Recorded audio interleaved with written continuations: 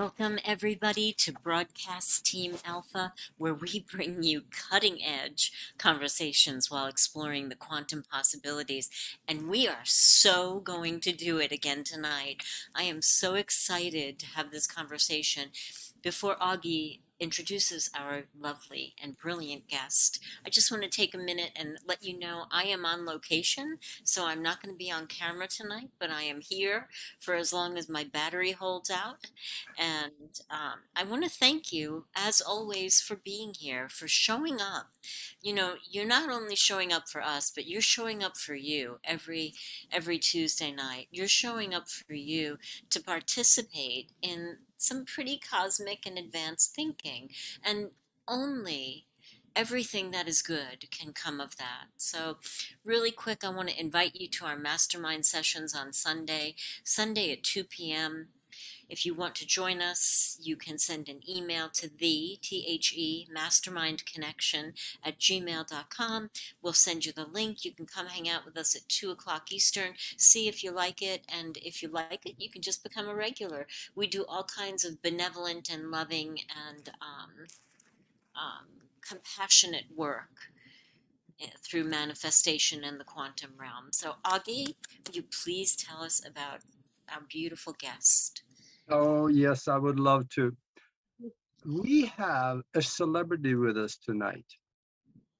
And I'm just going to wait a second with the name here because I want to hold you on the edge of your chair. She's been on the front cover of and written about in just about every major magazine I can think of. But being modest, she just calls herself an art advisor, curator, author, and creativity expert. From knowing a little bit about her, I like to add something.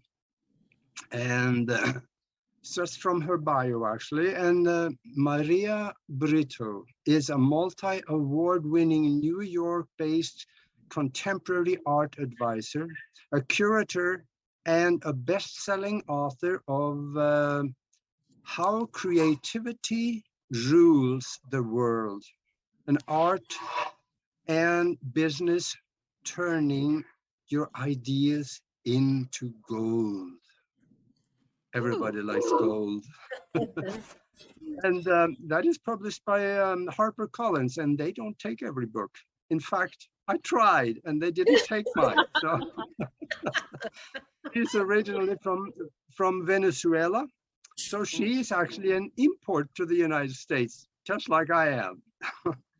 And for several years, Maria has taught her creativity course to companies. And in 2019, she launched Jumpstart, an online program on creativity and entrepreneurship based on years of research and observation. And for art lovers out there, yeah, in 2019, she created and hosted the C Files with Maria Brito. That's a TV show series for PBS news station All Arts. Now you all know what PBS is. That's quite an honor. And like I said, she has been on the cover of national and international magazines like Vogue in many different countries, actually.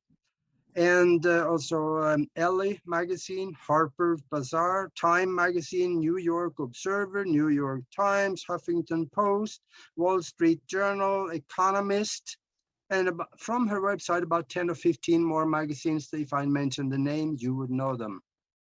So yeah, I know. I had to take a breath after all those names. It's a lot. You know, Well, become well-known and a celebrity status.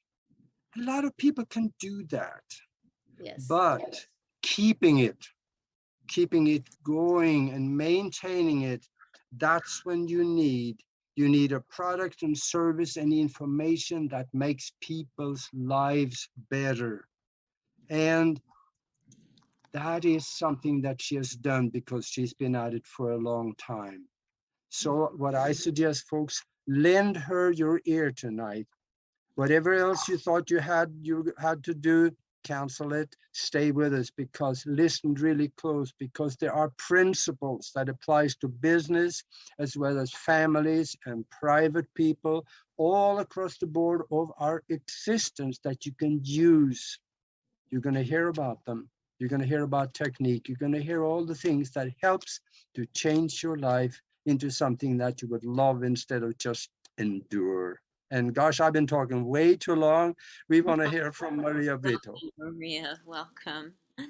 Wow, thank you for the intro, Nori and Audrey, and everyone who is here with us tonight. Thank you for being here. I think that you've been extremely generous with that introduction, and I just want to say that it's important for people to dig into their creative thinking, and this is what I have been working on lately, because I have had a lot of different iterations in my life, and a variety of angles and approaches in my professional life, which I think is very common nowadays, because nobody has a 25-year career anymore. Everybody has a variety of different experiences and jobs, perhaps even businesses that people own.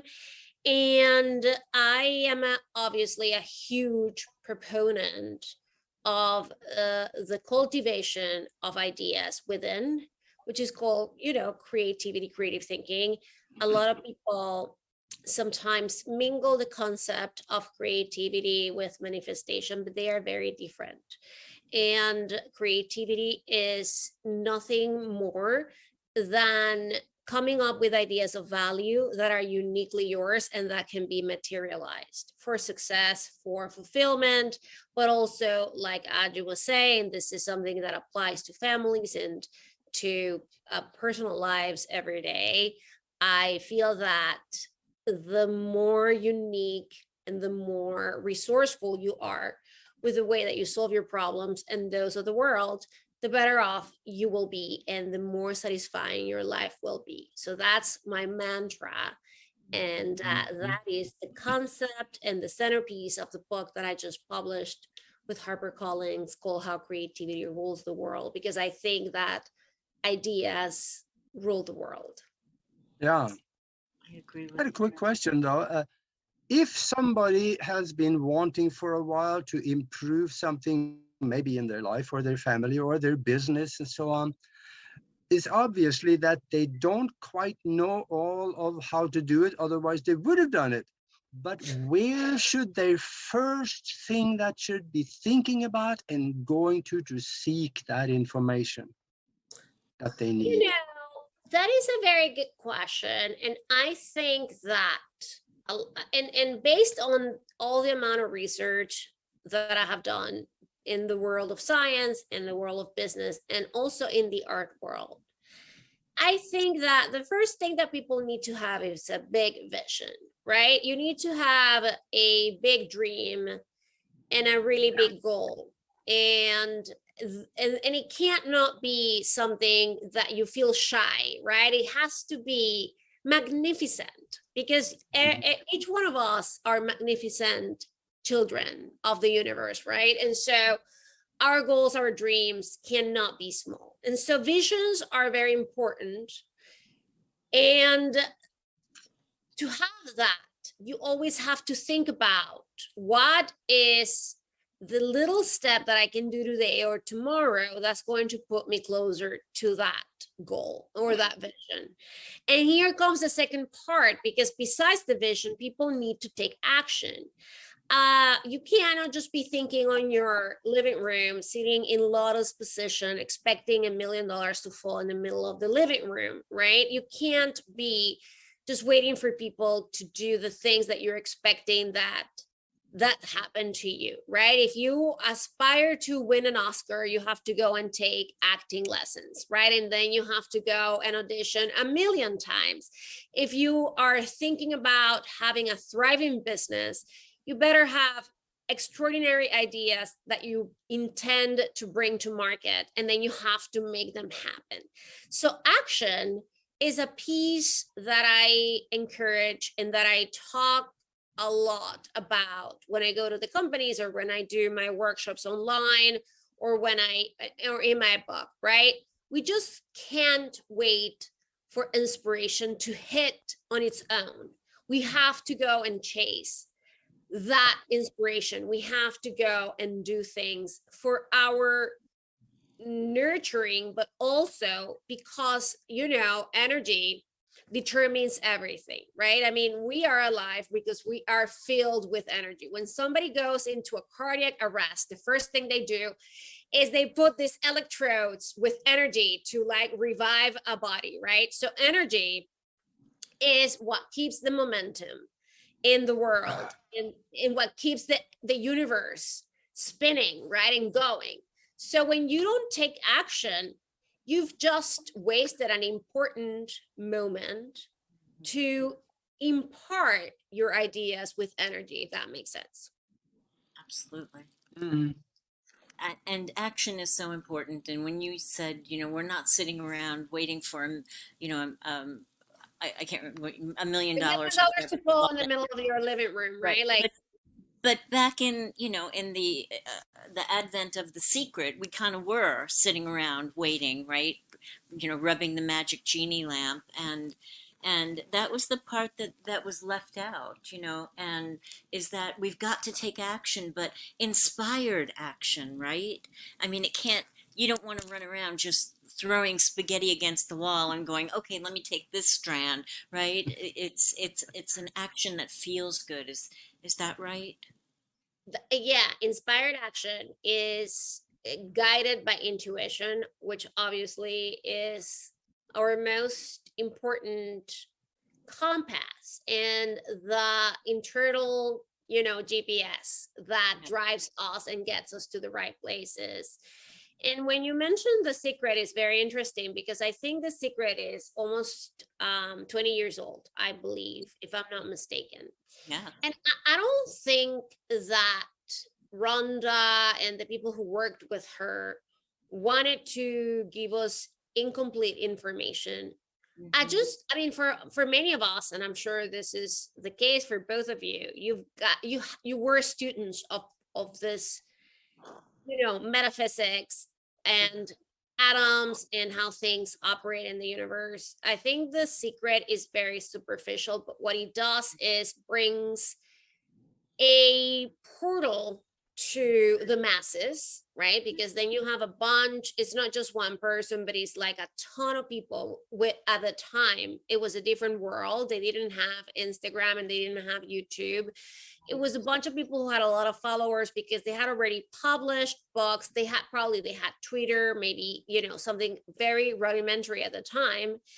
And they were supporting the ideas that everything comes first in your mind and from within, which is pretty accurate to that extent, that everything starts within and in your mind and from, divine, if you want to believe that there is God and there is divine inspiration, then that's right. But what they missed is that nothing happens if you do not participate actively. And so your question about the like inspired action, which is pretty accurate, is that sometimes we don't know if we are, because us humans, although we all have our intuition, we don't always interpret it right.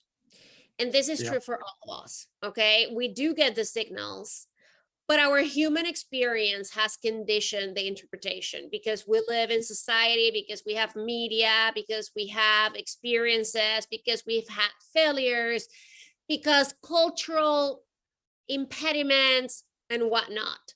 So we take action, and it's not only appropriate, but also it is okay to fail, right? Because it might be inspired because you're thinking that's how you're going to get to something, but it might not lead to what you want. However, nothing is wasted. You're always going to learn something if you are sufficiently attuned to the human experience to acknowledge that not everything is going to be a home run. Not every idea is going to be the one that's going to bring the wealth. Not everything is going to be exactly the way you thought it was going to be.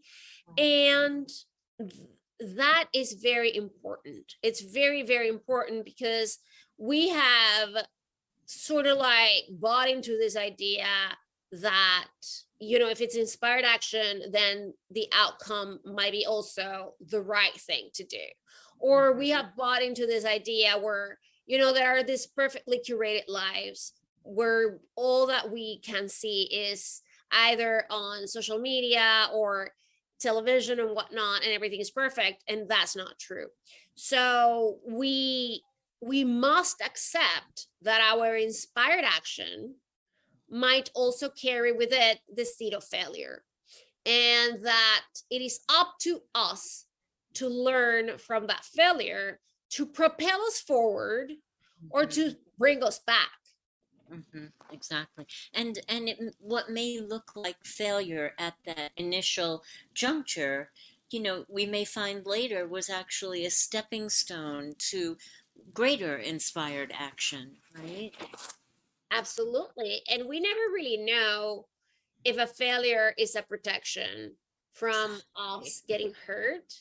It Yes. is potentially also a teaching. Sometimes you can't exactly get what you want until you have done a lot of clearance, right? You have to open up a lot of space to get what you're dreaming about. And that can happen through, you know, multiple ways. It can be through meditation, can be through tapping, it can be through journaling, because, you know, this is also very ancient. You can't necessarily have all your wishes if you haven't really opened up the space for those wishes to come in.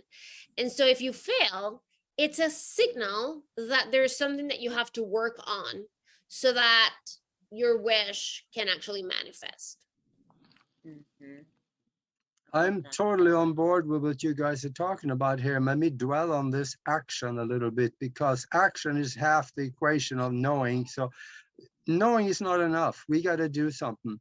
And let me run this by. I want to hear if you agree with me, because in order to get something done, we don't have to know everything to start.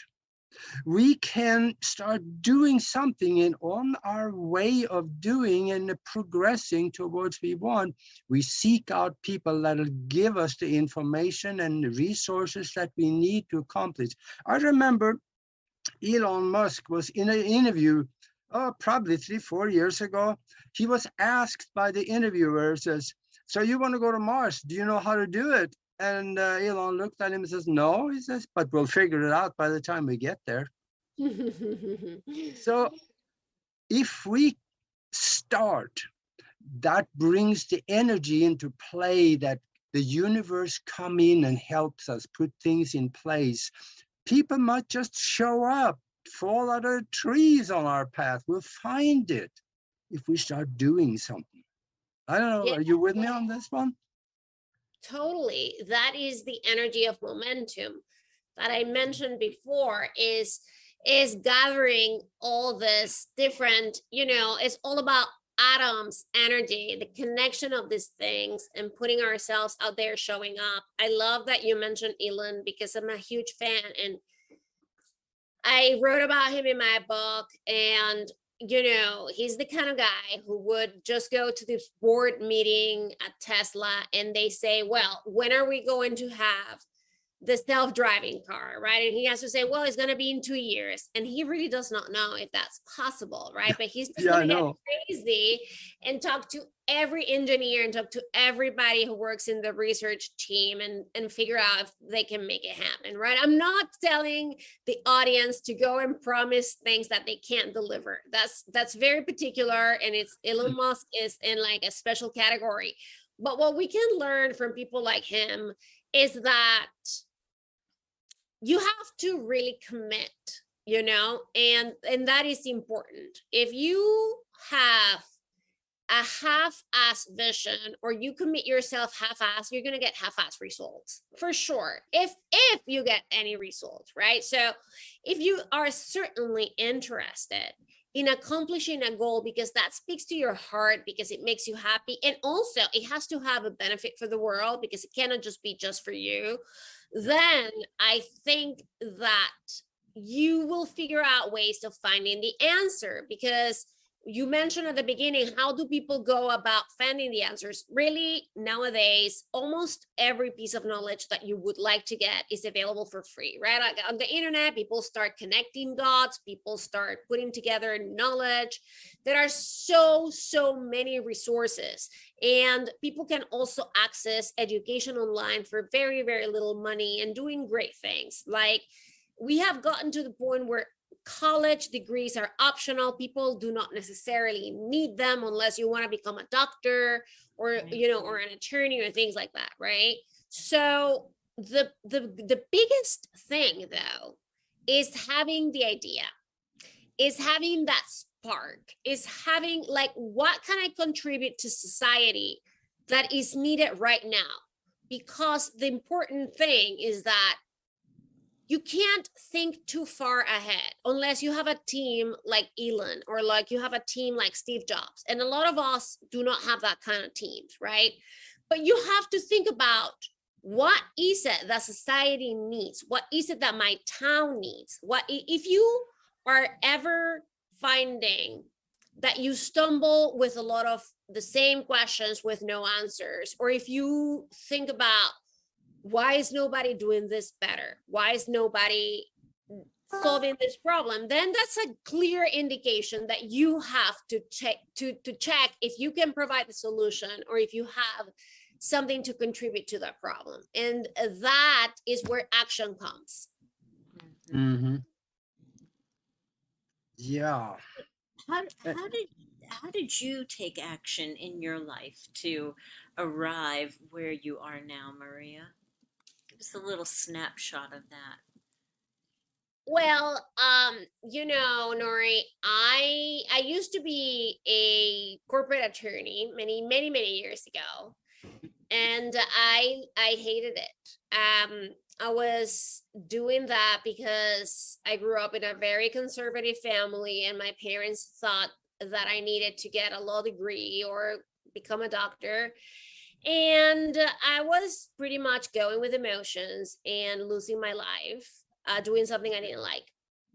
And so one day I was contemplating what, it's almost like I had an out of body experience. And I looked at myself and said, am I going to really waste my life in a place like this? Right.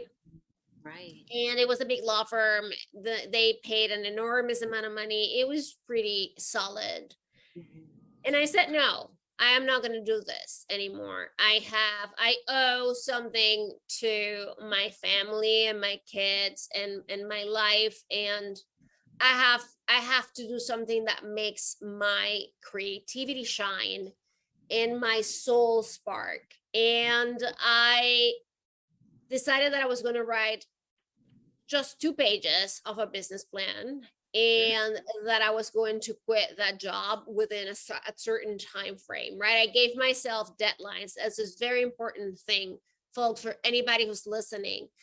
You always want to have deadlines. You always want to have certain dates for certain things. Not everything will always fit in a deadline, but milestones in your life should be framed by deadlines, because it'll put you in the right place to find a solution, right? Because otherwise it's like your life goes back and then you suddenly are like 98 and you didn't do it, right?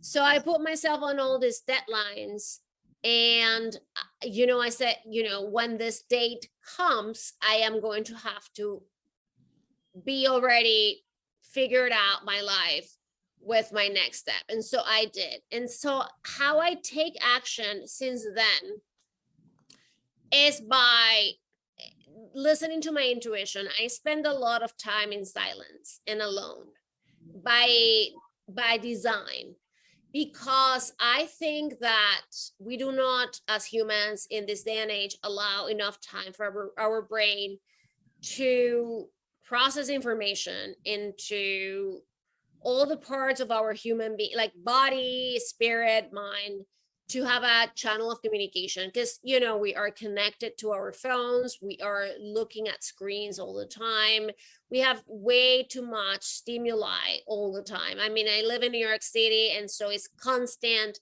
bombardment of information. You're on the street, it's full with billboards and taxis and people talking. I mean, it's a most wonderful thing. For me, I love the city, but what I'm saying is it would not give you a break. So I take a lot of breaks and a lot of silent moments, a lot of meditation moments, a lot of prayer moments, and whatever comes, I take steps forward. And as I said before, a lot of times I have failed. I thought that my intuition was saying something and it was not right. But for the most part, I think that I have followed the right voice and the right gut feeling. And if I see a person in my mind, or if I hear voices, or if I have a physical sensation, I follow it. I write down. Sometimes I don't have the immediacy to do something like a phone call or an email. So I write it down so I don't forget it.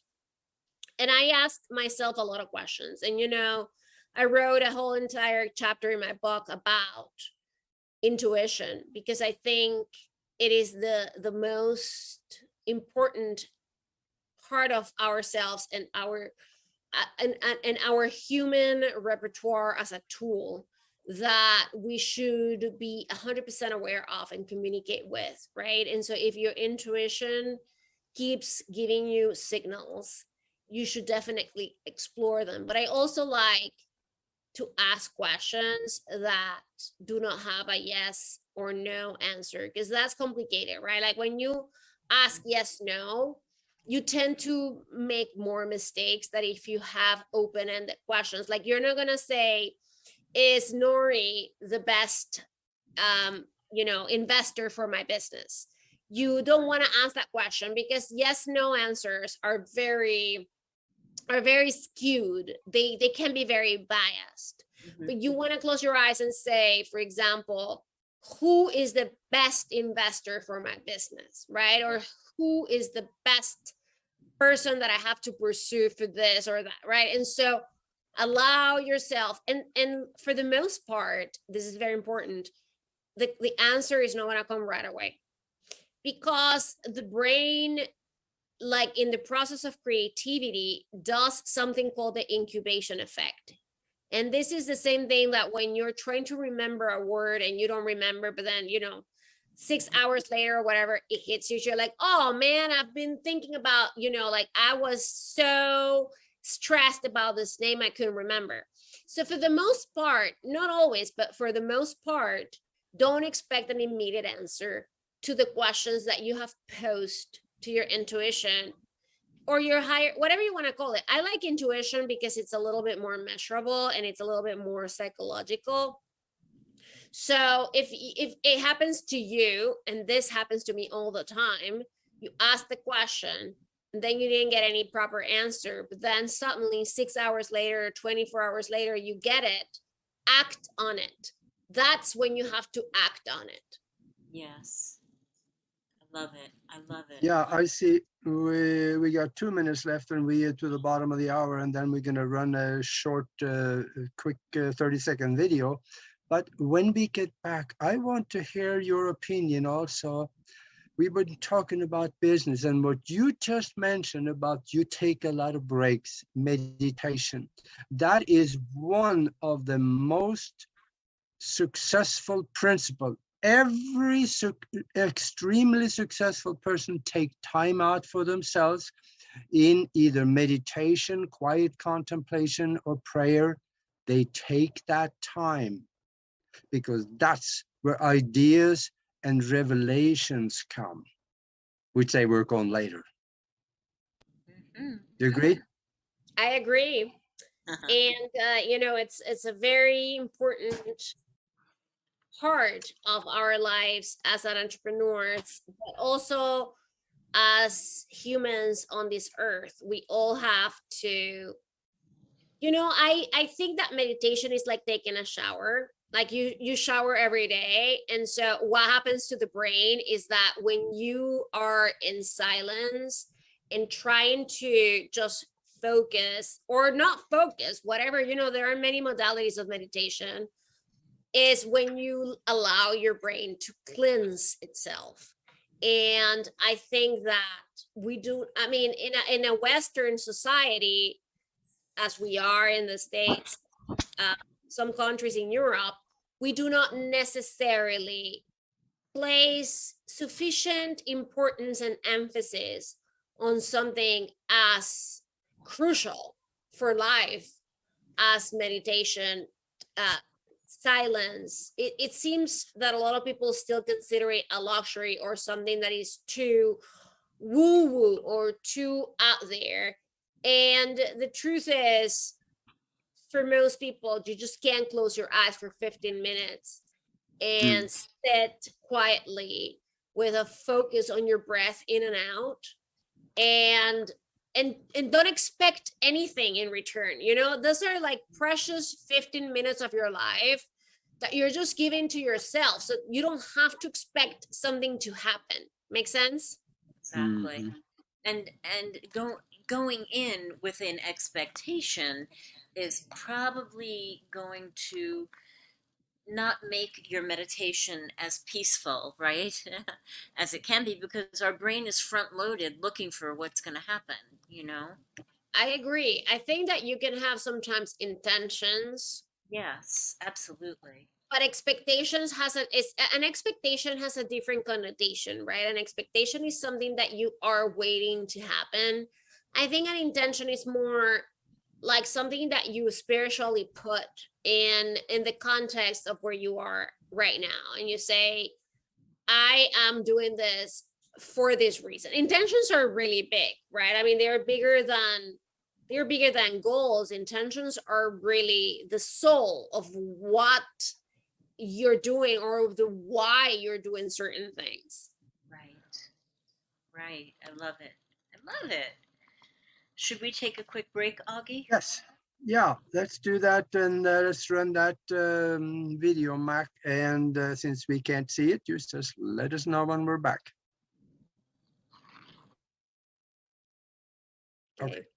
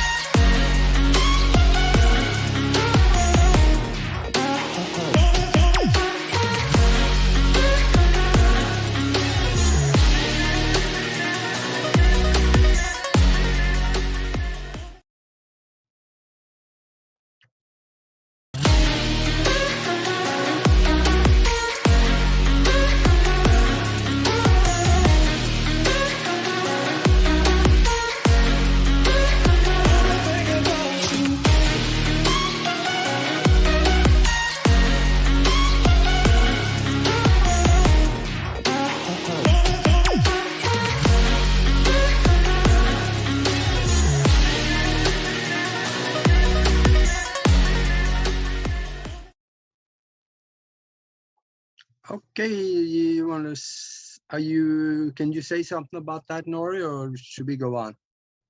Yeah, well, actually, having Maria here tonight is a little bit of what we're doing with this other um, focus stream, if you will, of Broadcast Team Alpha.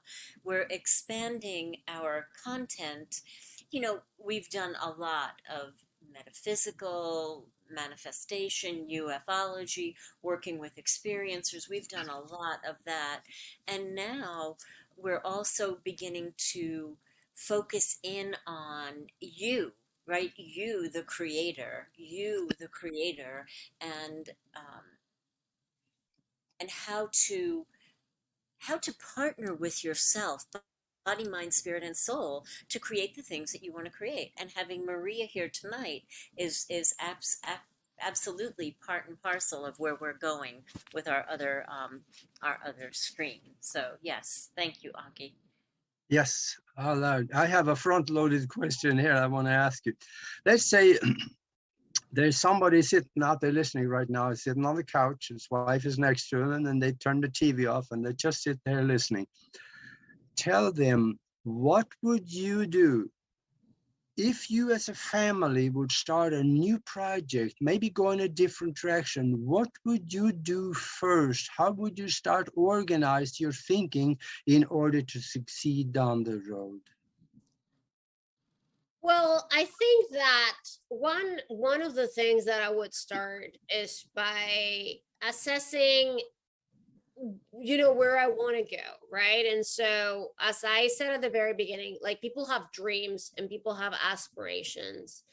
And as we get older, we tend to kind of walk ourselves out of those dreams and aspirations because we have accumulated a lot of experiences that tell us that life is not what is, what we thought, and this and that. So I would say suspend disbelief, right? Suspend disbelief and try to see the world as a child.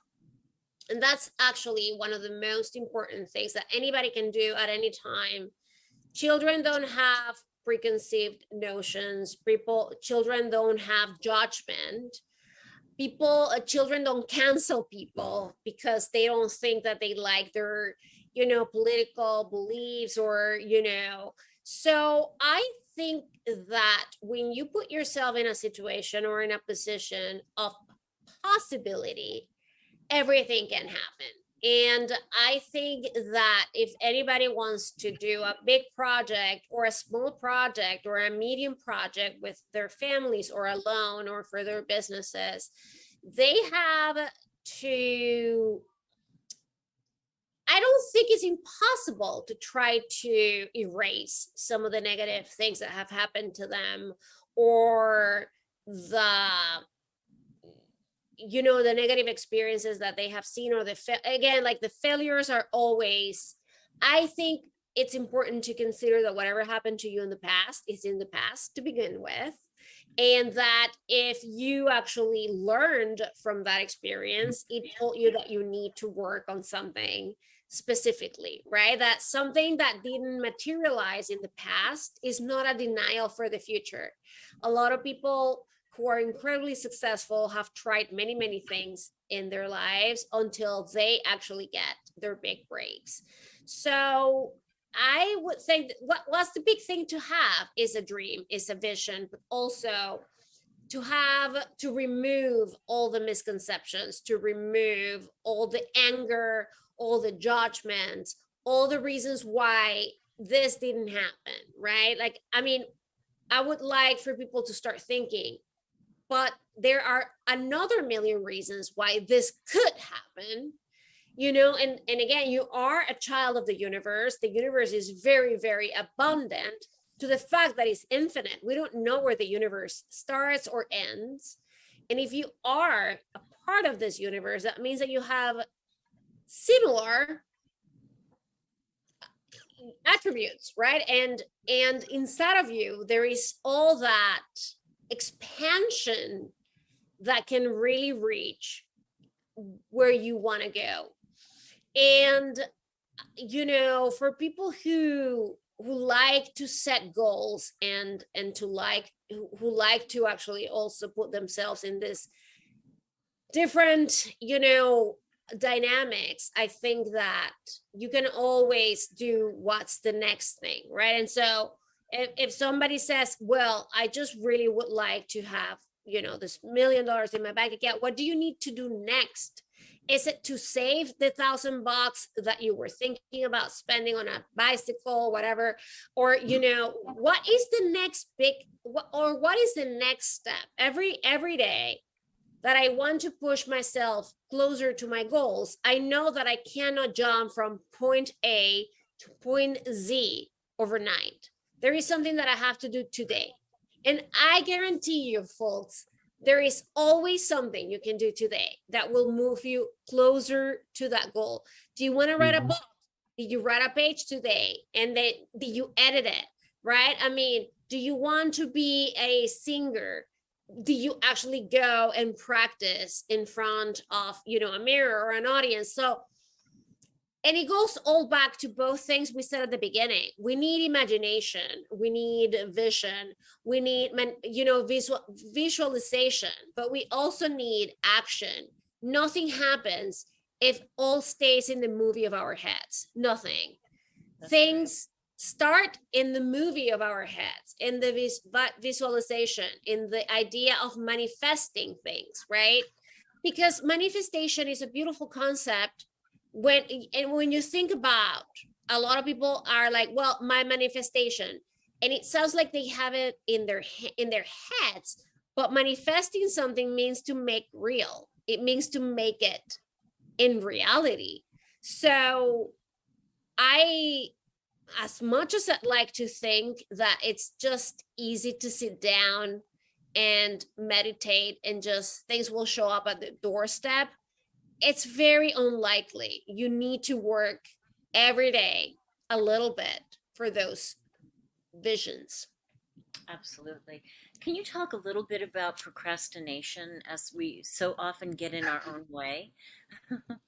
Yeah, Listen, that's me. this is a very interesting topic because, a lot of psychologists have analyzed the topic of procrastination. A lot of people think that a lot of geniuses use periods of procrastination to allow their ideas to come and hit. Leonardo da Vinci was a huge procrastinator.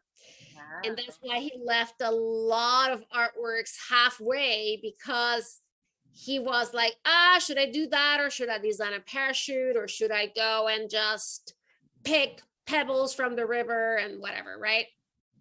But I would think that procrastination, if you manage it, is not as bad as self-sabotage. And those are two different things, right? Yes. Because if you are someone who need to take, your attention away from a pressing problem or from a specific goal, it's not a bad thing. In the whole, how psychologists and researchers have split the process of creativity is that you, for a period of time, have a lot of focus on your problem at hand or your goal, and then you take it away. And then when you take it away, usually the ideal scenario is that you go and do something else that has to do with work, but not necessarily just go and be on your bed, looking at the ceiling, which, it's pretty much how people would think I'm procrastinator, or watching TV and flipping channels mindlessly. But I think that you do need that time off in that procrastination, as long as you keep yourself engaged in doing positive things and not just like, for long periods of time, just wasting your life. Self-sabotage is different because it's very unconscious. And I'm not a psychologist, and I have studied a lot of psychology, but I do know that our worst enemy is our subconscious. Yes. And it's because we have stored all the limiting beliefs that we hold from our childhood. Is because we actually have all the experiences, the negative experiences that we have survived or that we have interpreted. Sometimes they don't even have the same meaning as they happen in reality. We just happen to have interpreted in a way in our brains. Yeah. And I think that our subconscious has a hold on us that gives certain energies, and we engage in certain behaviors as humans that do not mirror what we want consciously. And that is why you have a lot of people working really, really hard towards certain things and not seeing how their energy and their underlying thoughts sabotage what they want to accomplish. And the thing that I have found that works best for that is journaling and writing down longhand, not in a computer at all, but with your hand, Yes. with pen and paper. And the second thing that I have found that works quite well is tapping. You like Mhm. tapping? Mhm. Yes, I like tapping too. And so, can you just talk about the benefits of writing it down? I mean, Yes, the psychomotor application is everything. yes. The psychomotor is obviously something that we have had since people and humans started picking up pens, and we're talking about probably 2000. I mean, you know, it was a very different type of pen, right? I mean, it probably was a feather, and things like that, but it's been about 2000 years or so. And the evolution of the human brain and the psychomotor, the act of holding something with your hands and fixing your attention, which is also one of the most important things, Yes. is something that you can't find or replicate with a keyboard or with your phone, because the information processing is not the same. So I also quote in my book a long study that was done in Princeton University, where two types of students were separated by groups. One group was typing the notes from the class on their laptops, and the other group was writing down longhands. So the students who were writing down in their notebooks got infinitely much better grades, and they understood and appreciated and got insights that the other group didn't. And it's because they took the time to process that information. They didn't have to go and study, and no, just by the single process of having to write down with longhand, pen and paper, it put them ahead of the other students who were typing. But I mean, it's amazing. It's been measured and it's been actually documented. But the thing is, if you just stop to think about the amount of undivided attention and connection with your feelings and your brain that you give to a notebook, a diary, or just a blank page when you're holding a pen, is absolutely dramatically different from Yeah. when you are typing on your phone or on a computer, because you do have a lot of other different distractions around you just by something. And that is very, very basic, but a lot of people don't necessarily think through these things and how important it is to express, like I have found so many ideas that they did not even occur to me had I not taken that pen and put those thoughts down on a paper, because I just didn't see them. And so if I'm experiencing a blockage, if I feel that there is a limiting belief that I'm not 100% sure what it is, I just go and do a journaling out of 2 or 3 pages longhand without stopping, just because I want to see what's inside of my head and I want to take it out. And this is a Yeah. very, very important experience and exercise that anybody who would want to connect with, with greater sources or with their inner sources should do, if not daily, at least 2 or 3 times a week. Yes. Now, you have launched this program, this internet program, I guess, Jumpstart. That Yeah. would help with some of that. Maybe that'll kind of maybe help point the road for people. Would you talk about that a little bit?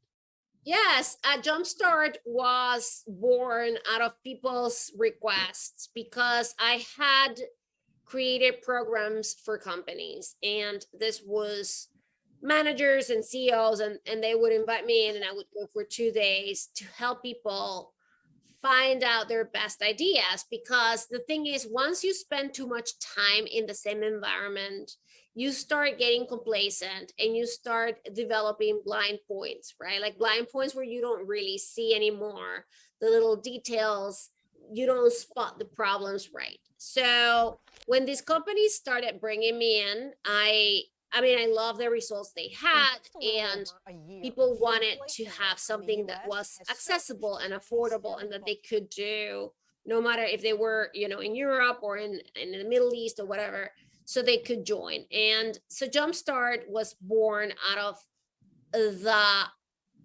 you know, the company programs, but to serve artists, entrepreneurs, housewives, and, you know, stay-at-home moms, and people who really wanted to reclaim their inner creativity. And so it's very well structured. People go at their own pace, and then once a month I meet with my students on Zoom, and we all talk about the problems that we have faced, the ideas that we have come up with. People have an opportunity to test it, you know, if they go to market with certain things, they ask questions and things like that. So and you know, it's a lot of it's a lot of support, but it's a very structured way that I managed to put together for people to be able to come up with their best ideas no matter what, right? I mean, like, the world, as you know, is in a very, very difficult situation right now. We do have wars, pandemics, and political extremists and things like that.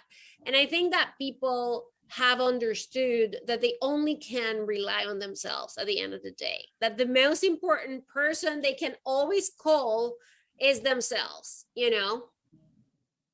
Yeah. So I want to give that people that confidence, the confidence that they can rely on their own thinking, on their own ideas, and those ideas have value, and that other people want to pay for those ideas. That's very important to me. Yeah. Yeah. Yeah, and everybody needs advice every so often, because there are always things we don't know that we need to know. And that's where we got to go seek for somebody. And look at the track record. You've been doing this for, you know, quite a while. So look at the track record of people also, because people don't stay in business if they're selling hot air. That just doesn't work. No, it doesn't happen. No, you're right. And also, you know, you both are researchers, you both are curious, you don't have all the answers. Like you said, I don't have all the answers either, but I am always looking for more.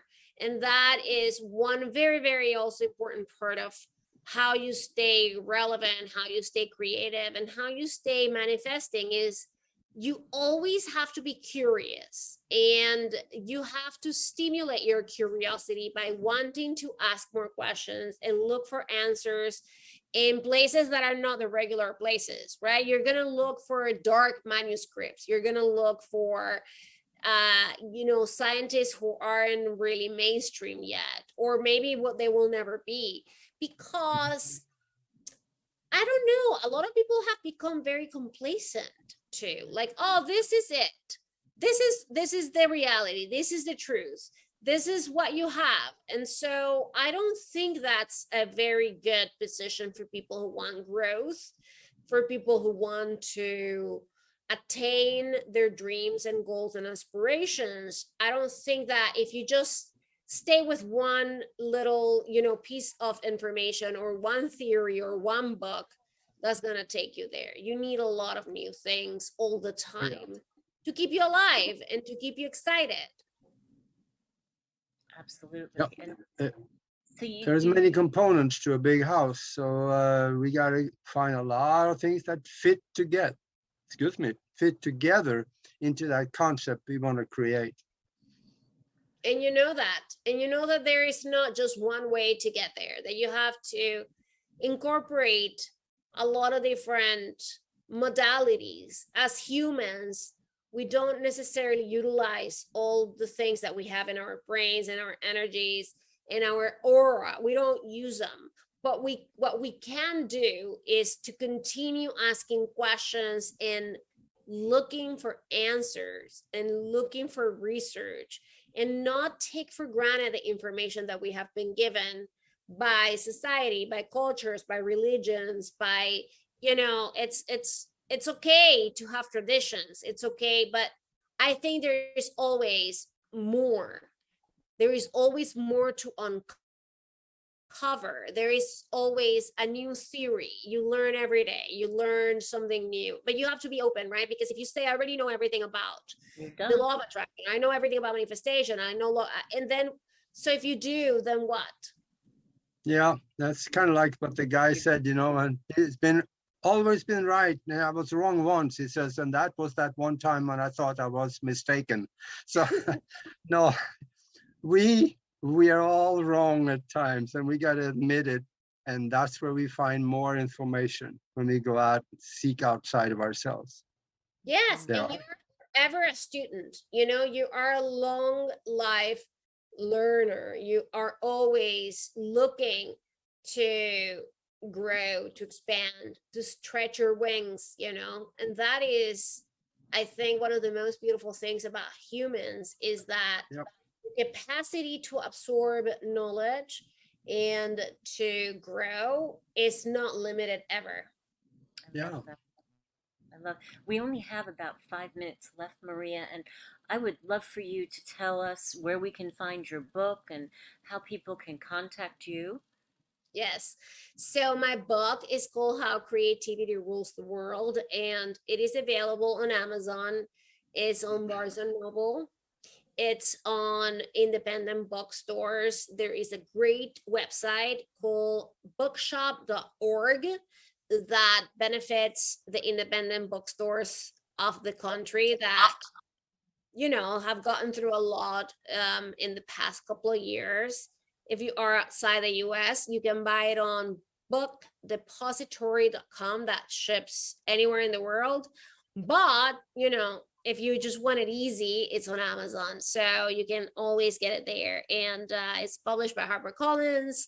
It's in every format. It's on audio, Kindle, and hardcover. And I'm just very excited to bring that to the world. And my website is mariabrito.com. That's BRITO.com. And you can always fill out the email form and get in touch with me. Amazing. Yeah, I suggest people should go to the website, mariabrito.com, and look in the I think there was services, I think you would call one of them. There's a lot of things that you could help people with. Yes. And also there's a link to my course if people want to look at that, on my online Jumpstart. And so there are lots of fun things to Mhm. play with. And if anything, all I think is important is that we as humans give each other light and love and inspiration, because that is what we're here for, right? We're here to make the world a better place for others. And that's not so hard. It's not hard. It's not hard to No, be, to spark good things. It's very, very easy, and it's attainable. And I think we're more connected than people think, right? It's all about one big mass of energy. And if we respect each other like that, the world is going to really be a much better place. Wonderful. I want to say one thing about quantum mechanics also. They have proven to us that we live in a mind-created universe, and that is why everything out there starts in here and Mhm. here, the heart. And we should remember that, because if we engage the mind, the brain and the heart and the mind, we can create wonderful things. There is always solutions. There is no such thing as absolute negativity and a flat no. There is always something around everything, and we can engage the mind to find those ways, and then we go seek out people that can help us, people with resources and ideas like you. That's why you need to go to mariabrito.com, because there are resources there for you. And that's my comment. Well, you said it very well. And I think that, it's all within. It's like you said, it's mind and spirit. And that is what the origin of the universe. And then we start moving it forward with our actions. But definitely it's all inside. and it's beautiful. And that's the thing I want to leave people with, to think that despite all the bad things that may be happening, you still have the power to create beautiful things and get things. And so, and that those come from you. Yep. I love it. Nori, should we ask her our favorite question? Absolutely. Okay. If you could talk to the whole world, Maria, and the world was listening, what would you tell them? Listen, I think that I would tell them to love, right? I mean, to really love, to love each other, to love what they do, to engage with their hearts. When you ask for that, people dig into who they really are. I don't think that there are human beings that are bad. I just think that there are people who lost their way along the way. And I like to believe that everybody's good. I like to believe that all those people were little babies one day, and that they had all this goodness inside. So, the act of love is a selfless act, right? You give care and attention to others, to your spouses and your children, your friends. So if you just spend some time, if the entire world could listen to me right now, just being selfless and I loving. love that.